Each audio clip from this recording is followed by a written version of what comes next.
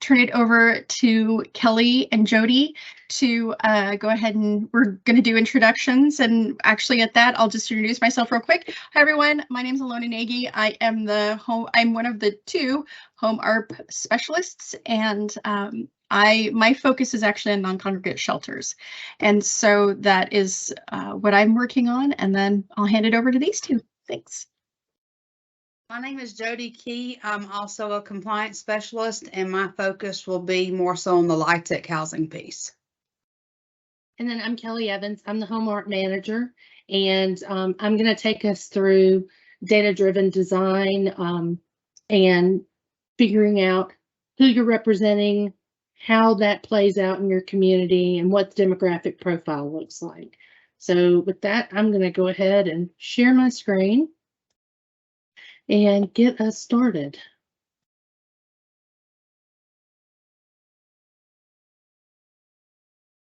Okay, so you should be seeing, here we go. You should be seeing the HOMEARP office hours data-informed development title screen. We're going to talk about the HOMEARP program a little bit. We're going to talk about data-informed developments and a couple of key takeaways. As always, we have our links on here so that you can take a picture of it if you need to. We'll also post this entire presentation to the HOMEARP section of the DCA website. So if you were with us last week, you know that we have roughly $87 million in HOMEARP funds, and the two main programs that it's going to go to are the non-congregate shelter portion, which is currently getting ready to issue a NOFA at the end of this month, first part of June. And then also the tax credit portion is getting a little more than $64 million. And that will be for the 2024 tax credit season, which will start this time next year. You'll start to see information about it come out late fall. Early January is when it'll start really kicking off. And then by this time next year, we'll be looking forward to those applications. So let's talk about housing as a continuum. One of the things that I think is really important to understand is DCA has roughly 60 programs that we fund, and a large portion of those are related to housing. And we fund across the continuum. So the continuum of housing can be anywhere. You can find that a person is in this continuum at any given point and can move fluidly back and forth depending upon their circumstances. It starts with people who are homeless, unhoused. You have emergency sheltering. Typically, that is going to represent no income on behalf of that person. Domestic violence shelters are the exception to that by and large, but that is going to be handled by the Emergency Solutions Grant and the Continuum of Care within DCA. And then you move over to the next section, and that's transitional housing and social housing. This is going to be represented by both permanent supportive housing as well as the housing choice voucher and public housing authorities within the state. And that is going to be, the cost of housing is on a sliding scale based on income and can be anything from 0 to 30% of someone's income. The next section is where tax credit falls, and this is affordable rental housing and affordable home ownership. Tax credit is the affordable rental housing piece. We have an affordable home ownership piece that's getting ready to come out this summer that was approved by the state legislature and the governor's office. And there's more information about that on the DCA website. We're going to focus here for a minute on tax credit. So affordable rental housing, 30% of your gross income or less should be going towards housing. Anything more than that is considered housing burdened, or in the case of rental housing, rent burdened. And so that is kind of the area that we want to target and make sure that families are not paying more than 30% of their gross adjusted income.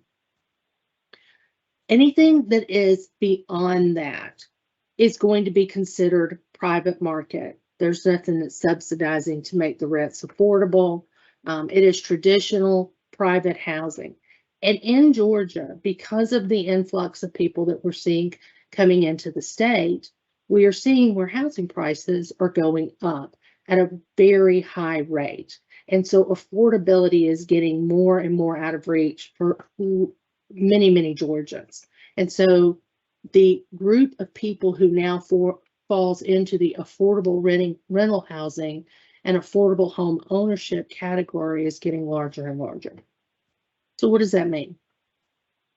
Well, it means that people who live in Georgia and who live in tax credit properties throughout Georgia, we asked a sampling of our tax credit management companies to go in and tell us a little bit about where their residents work. And this map represents a large portion of the logos and the businesses that employ our residents that are in tax credit properties. And as you can see, we're talking about FedEx, Publix, the Georgia Ports Authority, Let's down on the coast, Bluebird, United States Air Force. This is a wide and varied range of employers across the state, and their employees need affordable housing. So I took an example county and I pulled up what is the family median income for Troup County, Georgia. And this is what you want to do for your counties that you serve. So if you are predominantly in one county, you can go pull it for one. If you serve multiple counties, you can pull it for multiple. I chose Troup because, I don't know, it just came up. So for Troup County, I wanted to look at a 4-person family, and I wanted to look at, okay, what is the median family income? Well, first of all, the median family income in Troup County for 2022 was $69,900. Median being right slap in the middle, okay? And so for a 4-person family who is at 50% of area median income, that 4-person family has an income of $32,950 a year. Why is that important?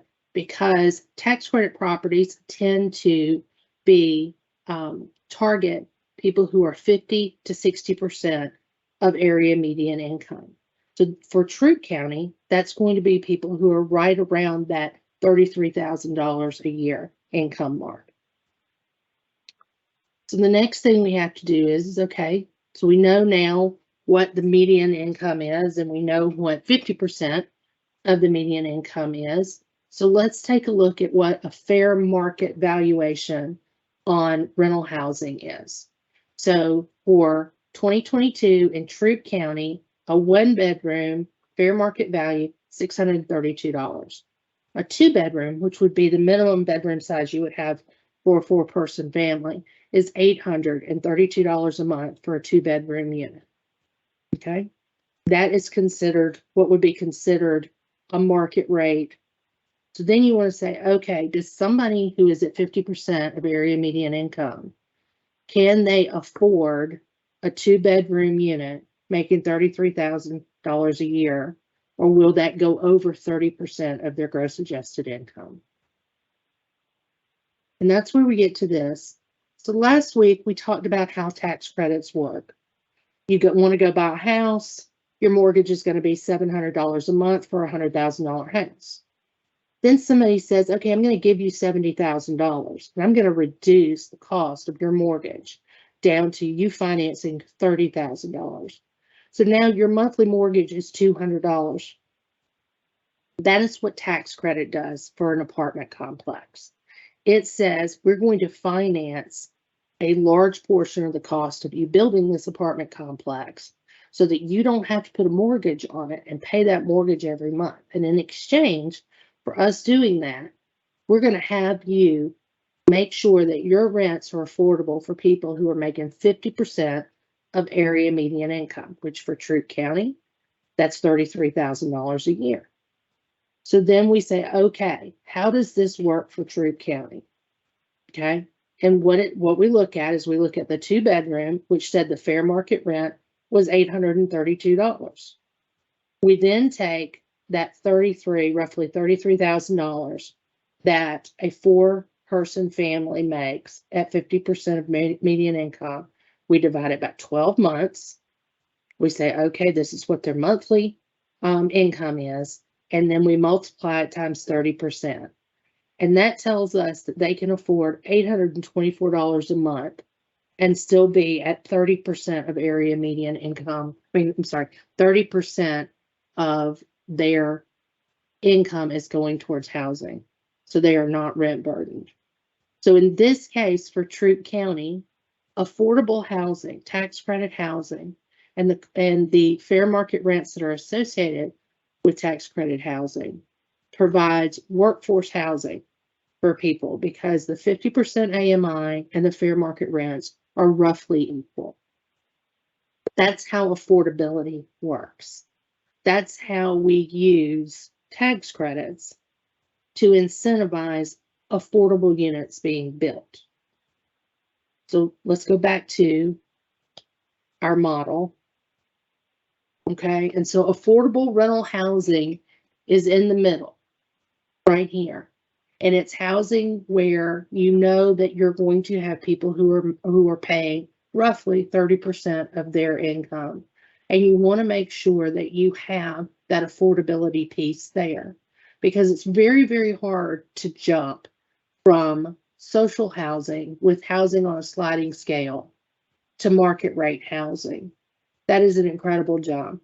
We look at people transitioning from one segment to the other, and they make one jump in that process. So you have to move through affordability to get to a place where you have the kind of market housing choice that you're looking for, the market home ownership that you're looking for. And that is what, for most counties, that's where they're headed. They would like to get to a place where the market is driving the rental housing, the market is driving home ownership. However, there is a subsection that you have to understand can't afford that. So what can they afford? And whether or not you have enough housing in that area is the question you have to start asking yourself. How many people do I have that are homeless and at the emergency shelter level? How many people do I have who are in transitional housing or social housing and their income is fluctuating and they need a sliding scale? How many people do I have who need affordable housing and affordable home ownership? And how many people do I have that can pay market rates, especially as market rates are rising in Georgia? So that's what a community-driven process looks like. You look at all of the different types of data that you have. You go back and you look at the data that you have across other applications that you've put in. You look at census data. You look at McKinney-Vento child homelessness data. You also simultaneously look at who are the populations that we know we need to serve. Who are the populations that the cost of services is going up? And it's going up faster than we could possibly pay for it. And then you look at the community partners. You bring all of that information together, all of the data that they each bring to the table. And you start to take a look at what do we have versus what do we need. So there are two types of data. There's quantitative data. That's hard data, numbers, charts, tables. It has a value. And then there's qualitative data, which are the stories that back up the perceptions about what those numbers represent. And to put in a good application, doesn't matter what grant you're applying for, you need both types of data to make that work. You need to represent in cold, hard facts where you are, and then you need to put the story with it on what you're trying to do and the people that represent those numbers. So among those different types of data, you run through a process where you go from being data informed to data centric. As a community, you start with data informed. You start by collecting your data, knowing who your stakeholders are and what data they bring. And you use that regularly as you start to build out your goals, your metrics on how you're going to decide whether or not you're approaching your goals correctly, and eventually how you go back and you reevaluate all of the plans that you put together. Data 2.0 is taking that data and using it to make decisions and doing that on a regular basis. It's not a question of if you're going to use data, it's what data are you using that's going to drive the decision. Okay. The next step, when you are fully integrating the data of what you know about your community, is that data is reviewed and updated regularly. You add more data to it to try to get a fuller picture, and then you are making decisions constantly by reviewing both the data you have as well as the process you're going through and how that may be shifting your numbers. If you want to know how many houses you have currently, and you want to know how many kids you have that are homeless, and then you want to make sure that every kid that is homeless has a house, you not only need to know what your housing stock is, who you're trying to serve, where they're located, but you also need to know that once you start to put those plans in place, are you actually affecting change? And you come back and you change your program to make sure that you're constantly looking at the data so you can move forward.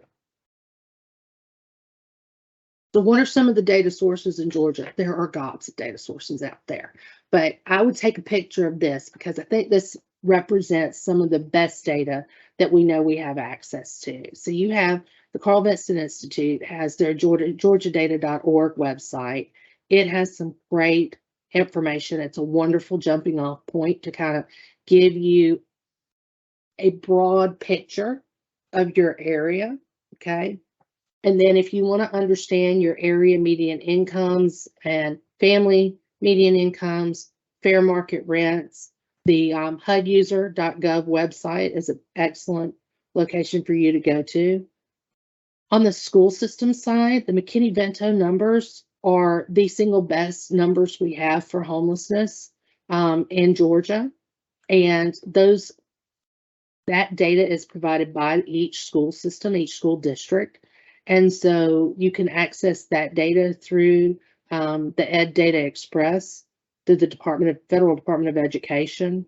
There's also the U.S. Census, which includes the American Community Survey, Community Commons, and then the HUD website also has a mapping portion to it with data that's tied to it. This is just sticking your pinky in the pool of data that is out there. So what other data do you have? Locally, you have lots of data. You have lots of information at your fingertips, and you need to be making sure that you have access to that. That includes tax records. Many of the counties in the state of Georgia are on QPublic, and the tax digest information is out there. There are other organizations that have databases, Family Connections, United Way, Salvation Army. They're all keeping numbers on the amount of people that they serve. Golden Harvest Food Bank. You also have the Georgia State Department, so that not only includes us at DCA, it includes the Department of Public Health, the Department of Behavioral Health and Developmental Disabilities, Department of Community Supervision, Georgia Department of Corrections, as well as, don't ever forget that you have a public service arm through the University of Georgia as a land grant school. And so the Carl Vincent Institute has an incredible repository of information. Now, not all of this is digitized. Some of it's on spreadsheets, some of it's still paper and pencil. And there are efforts that have to be taken to be able to get that into a usable format. But it is out there, and it is an asset that you have and you have access to that will help inform how you move forward. So let's talk a little bit about why that matters. So when you're bringing people together, and last week we talked about making sure you bring diversity to the table.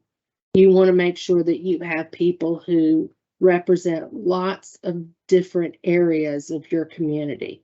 And you want those stakeholders at the table because you want to be able to benefit from the wealth of knowledge that diversity brings.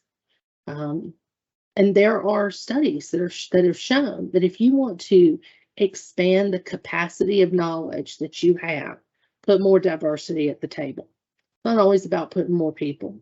It's about putting people who have diverse thoughts, diverse backgrounds, diverse strengths, diverse weaknesses, diverse experiences.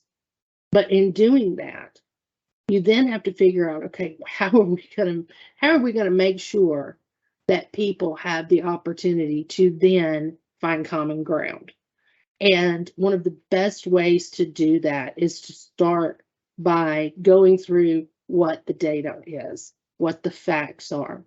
Now, can we argue whether or not the census is has a bias and that it underreports minorities? Absolutely, we can. It is not a perfect instrument.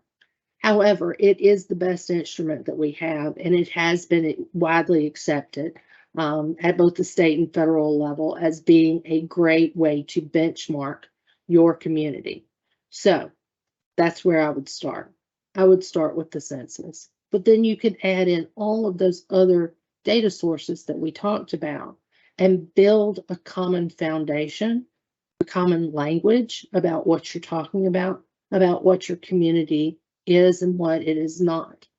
Perception can often get in the way of a community recognizing both the best of what it is as well as its weaknesses.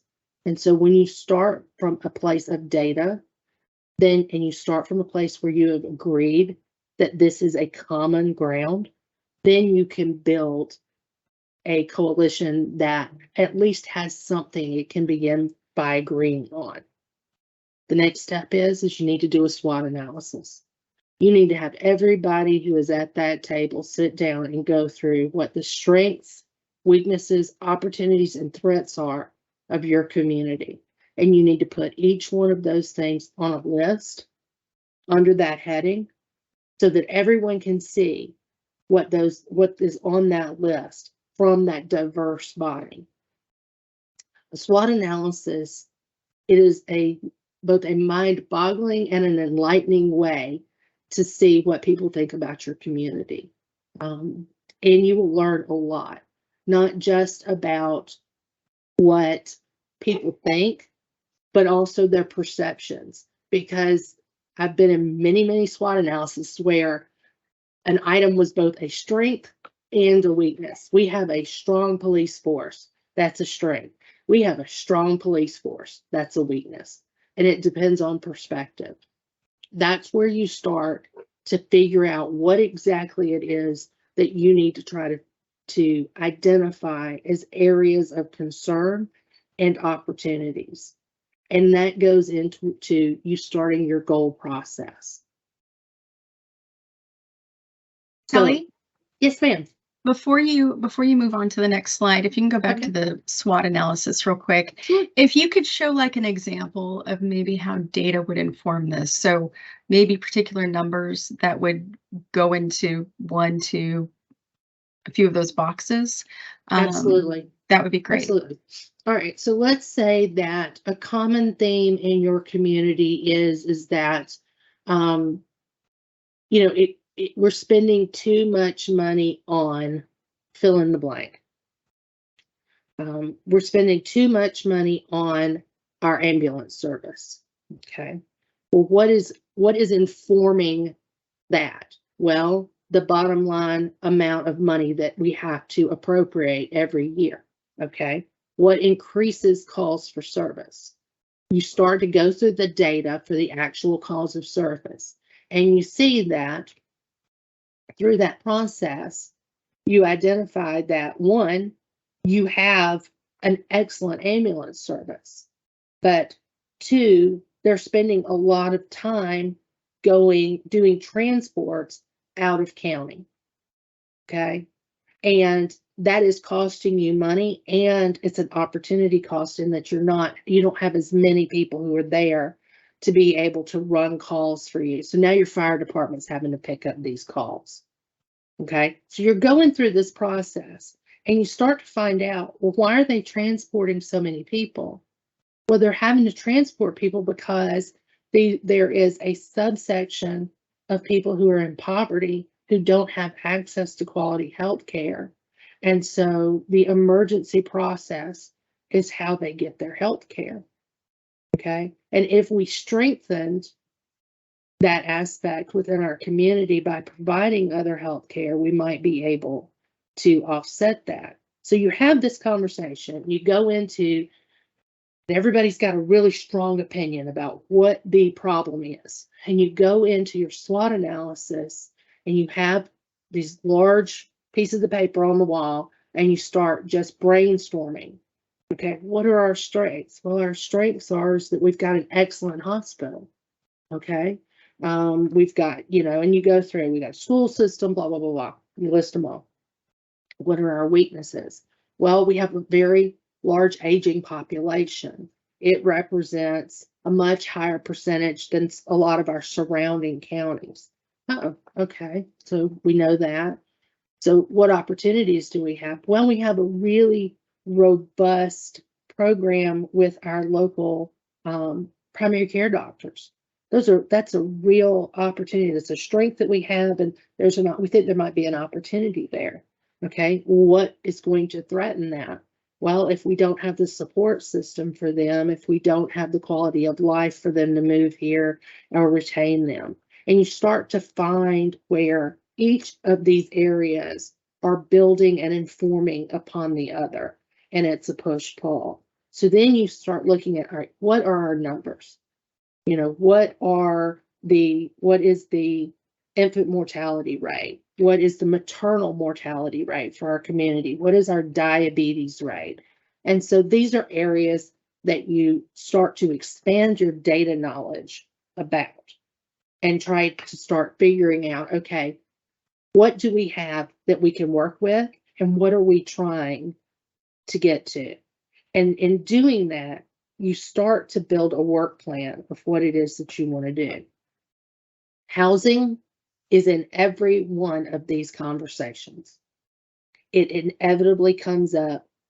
And I chose the healthcare example on purpose because housing first, making sure that people have a roof over their heads, directly impacts everything else. It is one of the largest expenses that families have. It can be one of the things that actually break a family up, is that loss of housing, where children have to go in one direction and parents have to go in another. You can see where the impact on the McKinney-Vento numbers are affecting the school systems. And so it really doesn't matter where you identify your strength or your weaknesses. When you start to try to figure out how you're going to solve those problems, basic needs become, it's Maslow's hierarchy of needs. That basic need of shelter is one of the very first things that you end up having to address. If there is not a good, and we can go back to the continuum. If there is not a good continuum there as a safety net in your community, if you're missing any one of these key areas and you have a subpopulation in need, then you're going to find that that is your gap. That becomes your housing gap in your analysis. And inevitably, all of those other things that I just described, this becomes one of the main issues that you have to talk about when you talk about trying to get from point A to point Z and make some change at a community level. That is what community development is across the board. It is trying to get from point A to point Z and figure out what different things are going to get us there. What are our strengths? What are our weaknesses? What are some of our opportunities? And what's going to stop us from getting there because it's a threat? And that is what informs how you move forward. And the data has to encompass all of that, because what we're finding is at the state and federal level, data is driving everything. When the state legislature has a Senate subcommittee hearing where they focus on data for 40% of the hearing, you know that data is on everybody's mind. And so we have to make sure as communities that we are laying out that story and that foundation when we put our grant applications in, because it's no longer about perception. It's about what can you show us factually, and then what is it that you're proposing that you want to do about it? And so the reason I asked that, or asked for you to, thank you for explaining that, Kelly, that was great. The reason I asked that is because when you're looking at, like she said, the big picture, making sure that you have the data accurately in your systems. So then that way, when you look at what your strengths are or where your weaknesses are, you can actually plug them in. And then you can look at your community numbers. So the example with the healthcare system, and if, you know, the quality system piece is going to have good quality data as far as what you're producing, if you have that good healthcare system. But then if you have other data that states otherwise, like she was talking about different death rates, you know, such as infant mortality or maternal mortality, looking at those different things that you can even put in threats or weaknesses, then you can have the actual reasoning behind it and back it up not only with your community data, but then also with your personal data. And then if something isn't matching up, then that gives you an opportunity to ask more questions about where is a gap that is not being seen. And so these analyses really give you a great opportunity to take a look at your data from different perspectives in order to really have a bigger map of what's really going on. So then that way you can really pinpoint the issue. Because sometimes the idea is great, whatever your idea is, but sometimes you need that backup piece to know where those gaps are, to know why.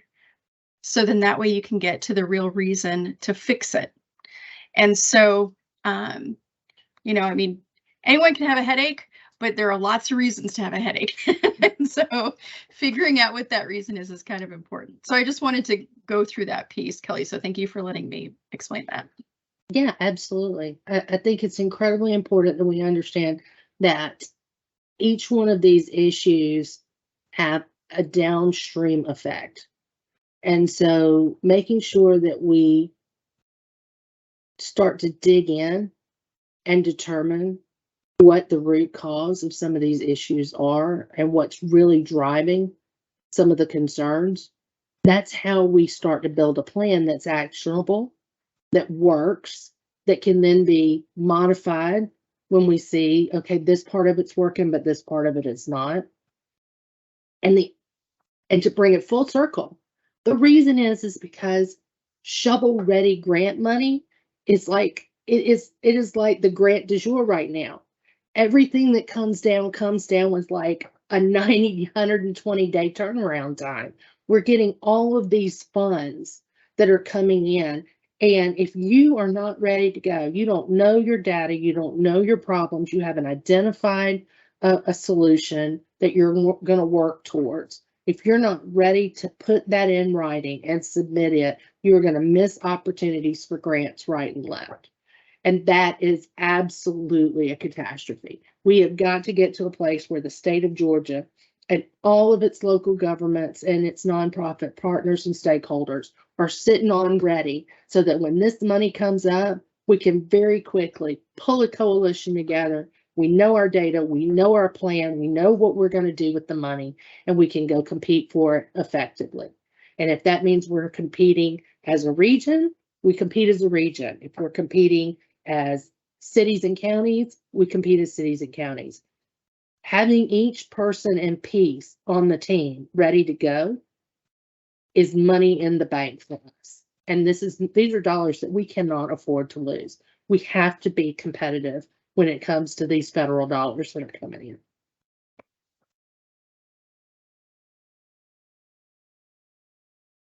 So we are going to, let's get back down here. So coming up next week, we're going to talk about SMART goals and gap analysis and the application basics. So make sure that you are keeping up with our schedule, and we would love to have you come back. We have everything listed on our website. You can get to all of our documents and our plan here through this QR code or this shortcut. You can also Google DCA HOMEARP, and it'll take you to our plan as well and our website. There is so much information on the website for you to be able to see what we have coming up.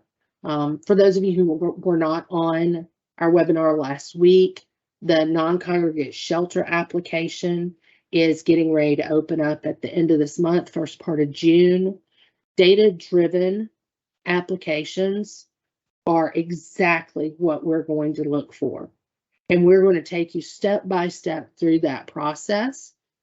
If you are ready to go, that's wonderful. But if you are trying to expand capacity and get to a place where you compete for these grants effectively, this is an opportunity for us to teach you what we're looking for. And so we have made a conscientious effort to put these webinars in place to be able to take you through step by step and teach you what the process is, so that even if you decide that you're not going to apply for a HOMEARP grant, you will walk away better prepared for the next grant that comes down the pipe, and you will be ready to go and confident that you have what you need, or you know what your gap is and that you need to go get data for, so that the next grant round, you're prepared to hit it hard and win some money. You can sign up for our newsletter. We send out information regularly. So if you want to make sure that you are getting an email that tells you what's going on and when the NOFA hits and all of the different webinars, make sure that you are signed up to receive it through our listserv. And then this is our contact information. We are here and we enjoy spending time with everyone and getting to know you and helping you figure out how to navigate HOMEARP, but also DCA. So if there are things that we can do, questions that we can answer, shoot us an email, give us a call. And if we don't know the answer, and we probably will not, depending upon what it is you're asking about, we'll go find you an answer and put you in contact with the department in the area that you're asking about. So that's it. Awesome. So Thanks, what Kelly. questions That do was we have? fabulous. Yeah, we have about 19 minutes left. This is an opportunity for y'all to ask questions. You can either go ahead and put them in the chat. You can unmute yourself. If you want to be on camera, you're more than welcome to turn on your camera now. And yeah, so we're ready to take any questions, whether it be about the non-congregate shelter application, the tax credit application, or just HOMEARP in general. We're open to any questions about the program. Good afternoon. How are you guys doing? I'm Michael Bryant. Just a quick question. Just looking at your HOMEARP activity. So the tenant-based rental assistance and supportive services and financial assistance, is that going to be a part of what you do, or is everything based on the housing? Will your application cover those components? So they are built into the other programs. We do have a section that is tenant-based rental assistance that is part of the Emergency Solutions Grant under COVID. That is a separate section, and it is to expand or sustain that program for another year. We are not going to do a NOFA specifically for services. We are not allowed under the grant to provide any operating funds, so there will not be any kind of operating NOFA that goes out. That was by statute, that is an unallowable expense. But then on the voucher side, we are looking at project-based vouchers as part of a solution on the tax credit portion. The non-congregate shelter portion is It is just that it is sheltering by definition. There is no lease associated with sheltering. And so we can't put a voucher on the units unless there is a lease attached to it. It's got to do with the way the statute reads. So there is not a voucher associated with non-congregate shelter. That is operations, and it's managed that way. But on the tax credit portion, as we go into 2024, we're having significant conversations about what that looks like and what supportive services look like in that model and how to pay for it, because we know that that's an issue, ongoing issue. Thank you. Absolutely.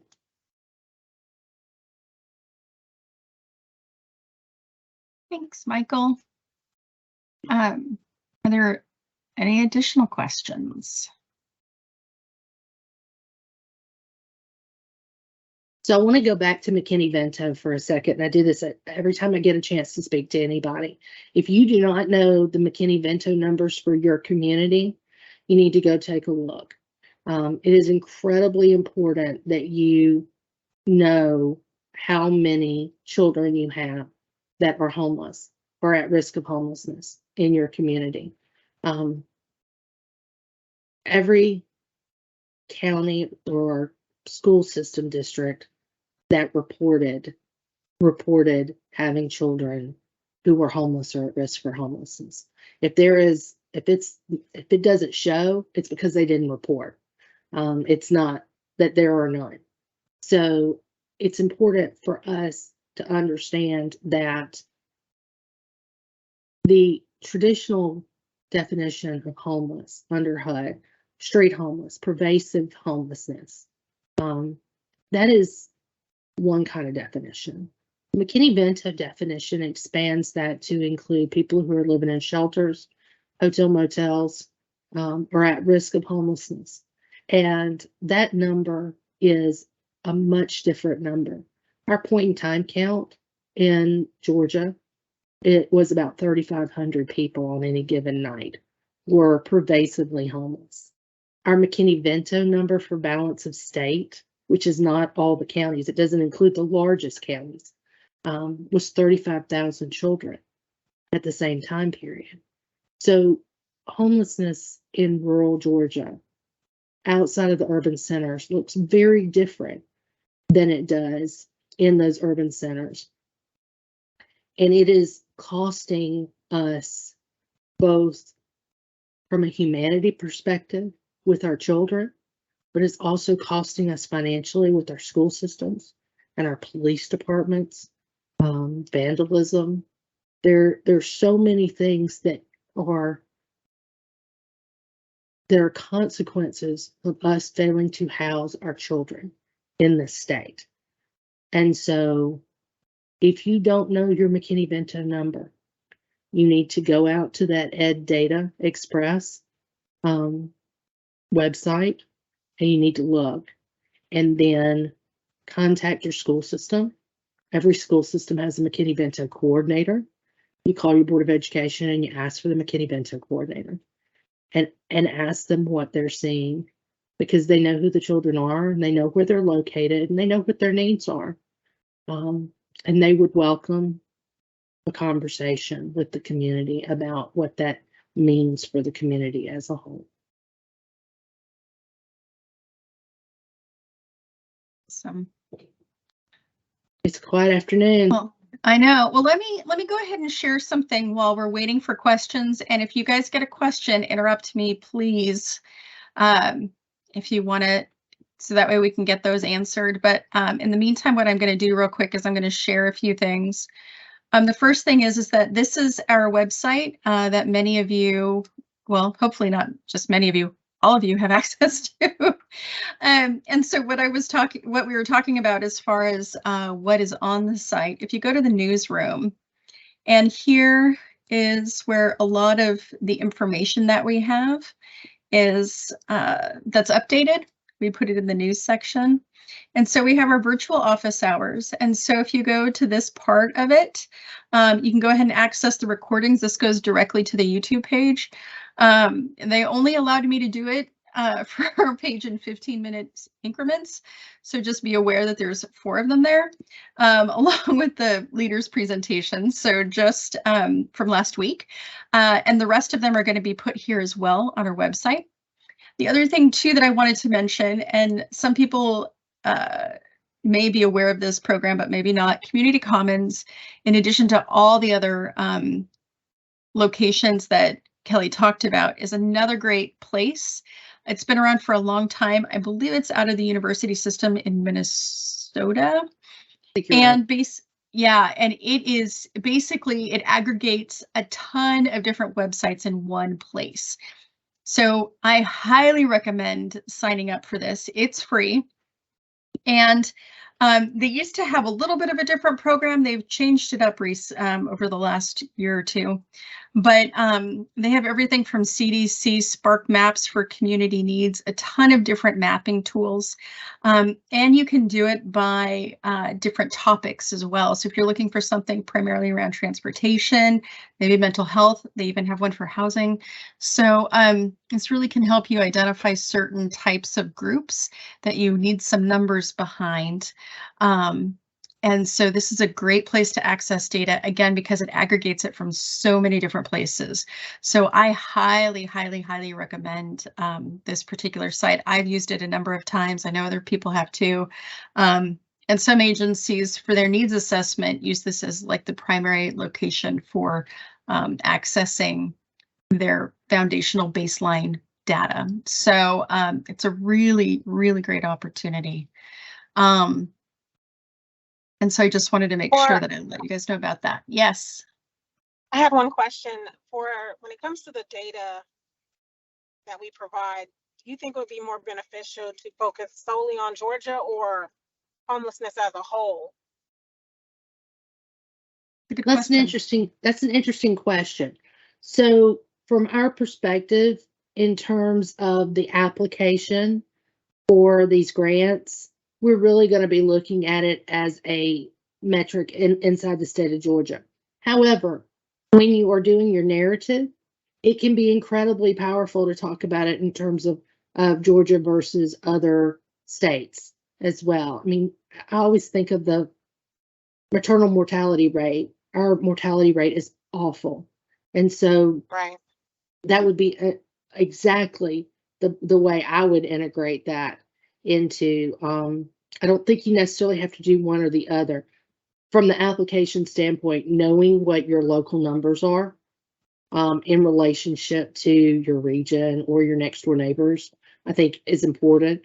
But there is a bigger picture, Katha, to talk about, you know, where we are in Georgia versus where other states are going, and how your request and the model that you want funded is in that vein of what you're seeing better outcomes in other states. I think you can make a very powerful statement there about why that model would work, and that it's grounded in, you know, previous experience from other locations. Thank you.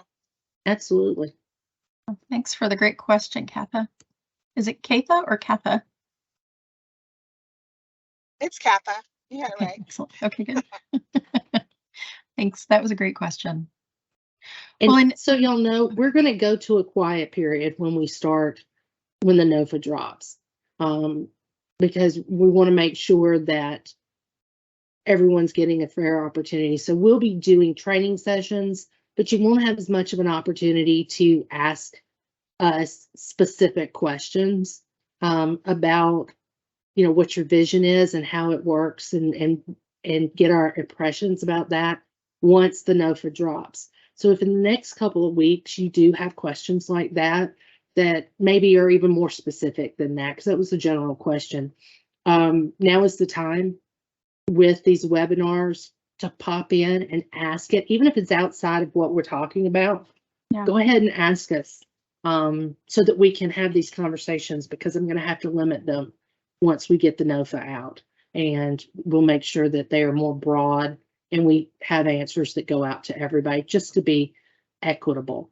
But I don't want you to lose an opportunity to really talk about what your needs are, because that's community-driven process.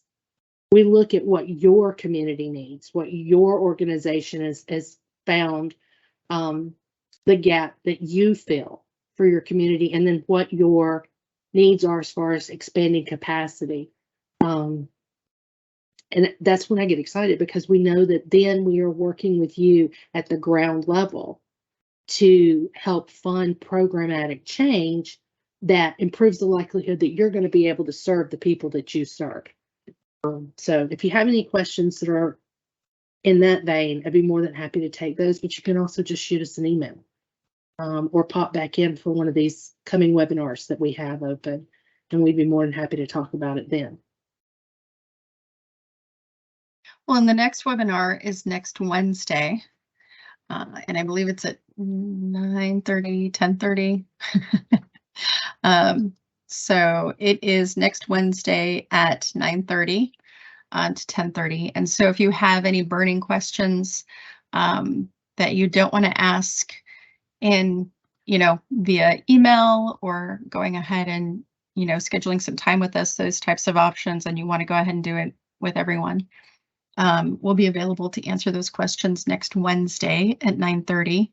And we're going to also talk about our application process. And so